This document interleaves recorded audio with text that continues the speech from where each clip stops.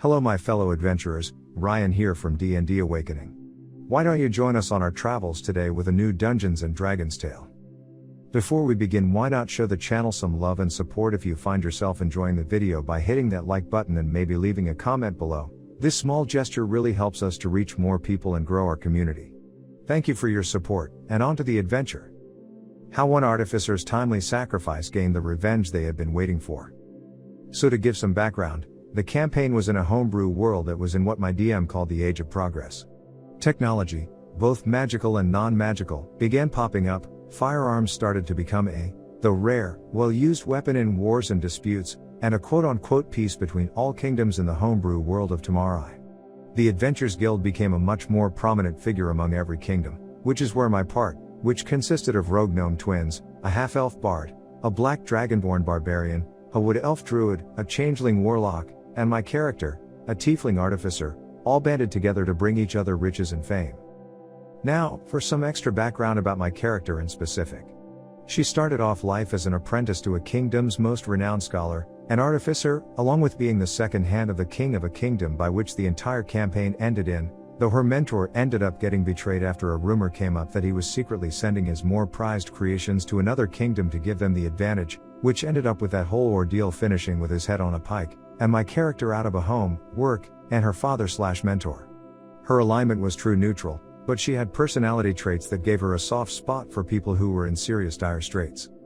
So, on to the finale. Our final session of this campaign started off as a complete clusterfuck. We were all tasked by a king in one kingdom, to discreetly investigate the politics that were going on in a neighboring kingdom, this being the kingdom that my character left after her mentor was executed. Now, before this time, my entire group had collected so much treasure from our adventures, that it warranted my artificer making 2 bags of holding just so we could handle all the stuff, since 1 bag of holding canonically is only able to hold about 500 pounds of stuff, and by this point, we had collected well over 1,000 pounds worth of treasure, and a lot of it was either coin, or trophies/items of meaning that we had gained during our adventures. Well, we were tasked specifically to figure out what this kingdom was doing, since trade between them started to boom heavily. Now at first, we were doing just fine.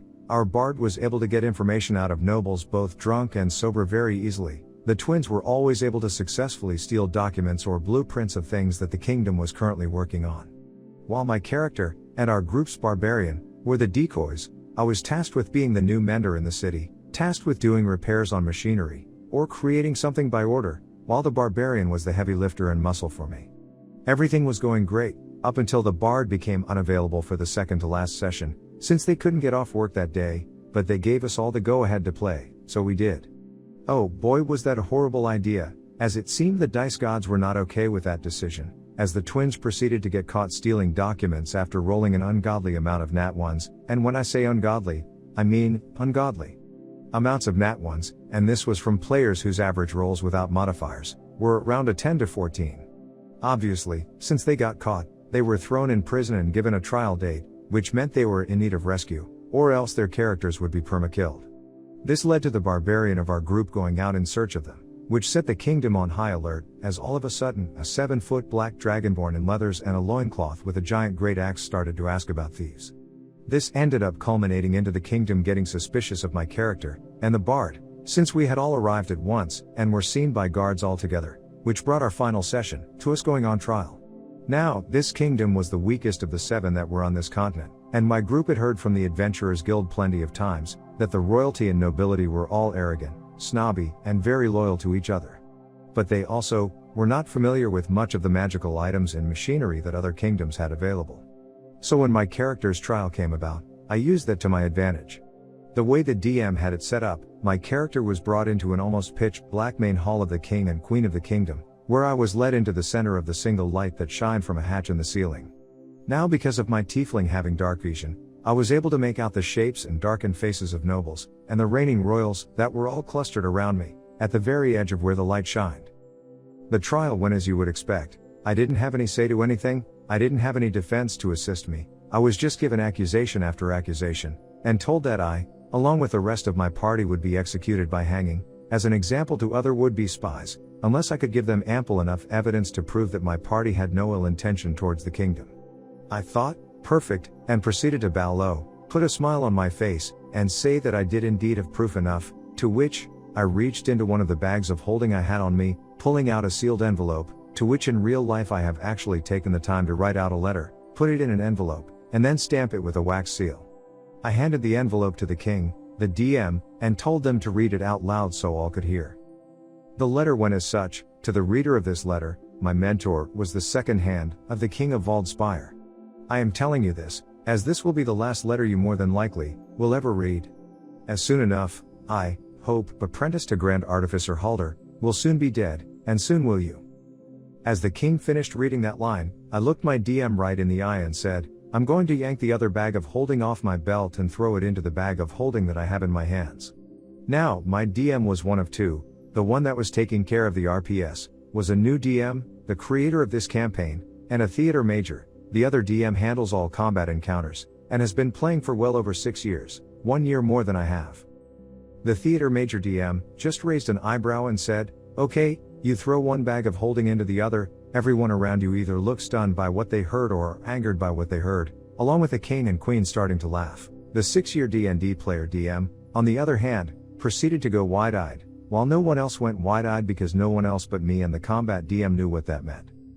Now, for those that don't know, putting a bag of holding in a bag of holding is like saying you all fucked up just being around me, and now it's going to bite you in the ass hard. Because, doing so opens a portal that sucks in any creature or item within 10 feet of where the action of putting one bag in the other happened, and guess how close all the nobles and royals were to me when I did this? Yep, all of them were within 10 feet of me, and since you cannot counter this action whatsoever, that meant only one thing, and everyone in the room started to understand what had just happened. As I said, Master Halder sends his regards. A 10-foot wide, 10-foot tall sphere, similar to a black hole, engulfed me within seconds, then proceeded to suck in everyone and thing around me, taking us all into the astral plane, and causing a massive boom, which collapsed the whole of the main hall, and part of the prison which was right under the main hall, giving my group the ability to escape, and all the while, I watched, a smile on my face, as nobles, and the ruling royals, go from confusion to pure horror, as they realize, that for the rest of their days, they will be stuck in a plane filled with everything that can kill them. This in turn brought our entire campaign to an end, as the remaining group ran from the kingdom, which started to slowly crumble without a ruler, bringing documents and other knowledge of events to other kingdoms. Which, sadly in turn, created a rift between all the other remaining kingdoms, as they each wanted the land for themselves, and in the end, my group created another war between them all. TLDR, my Dungeons and Dragons group was captured and put on trial for our final session of a long-running campaign of ours. My character, the group's Artificer, was able to send everyone with any form of power within the kingdom into the astral plane via a portal created by 2 bags of holding, all in the name of revenge. And that, my friends, is how you go out with a bang and end a campaign in style. What do you think of this phenomenal ending? Comment below and let me know, and I'll see you all in our next adventure.